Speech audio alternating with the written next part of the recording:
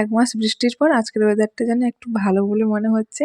সকাল থেকে উঠে দেখছি বৃষ্টির কোনো নামগন্ধ নেই, আর আকাশটাও দেখছি বেশ পরিষ্কার।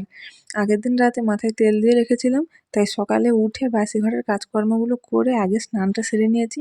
মাথায় তেল দিয়ে আবার আমি বেশিক্ষণ থাকতে পারি না, ভীষণ অস্বস্তি হয়। আজকের আবার বৃষ্টি নেই বলে বেশ কিছু জামা কাপড়ও কাচা ধোয়া করে নিয়েছি। তারপরে দেখো স্নান সেরে চলে এলাম বিছানাটা গোছাতে। আমার বড়মশাই শুয়েছিল, তাই বিছানাটা আগে আর গোছানো হয়নি।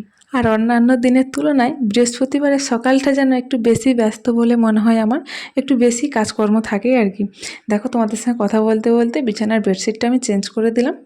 তারপর চলে গেলাম রান্না করতে। আমার বর খেয়ে আবার কাজে যাবে, তাই তাড়াহুড়ো করে রান্নাটাও কমপ্লিট করতে হবে। দেখো এখানে আজকে বৃহস্পতিবার যেহেতু নিরামিষ রান্না বান্না হবে। এখানে পটল কেটেছি, পটল ভাজা হবে, আর আলু আর কাঁকরোল ভাজা করব। আর এখানে দেখো ভাতও বসিয়ে দিয়েছি, ভাতও আমার ফুটে গেছে। আর এদিকে বসিয়েছি ডাল সেদ্ধ। ডালটা সেদ্ধ হয়ে গেলে তারপর ফোড়ন দিয়ে দেব। তারপর চলে গেলাম ভেজা জামা কাপড়গুলো নিয়ে ছাদে শুকোতে। আর আজকের ওয়েদারটা দেখো কত সুন্দর, তাই না? আর বর্ষাকাল মানেই তো চারিদিকে সবুজে ভরা একদম। আর আমি যেহেতু রান্না করতে একটু ব্যস্ত আছি, আমার রান্না সেরে পুজো দিতে অনেকটাই দেরি হয়ে যাবে, তাই আমার বরমাসে দেখো স্নান সেরে এখানে ফুল টুল তুলে এনে একদম পুজো দিয়ে দিচ্ছে।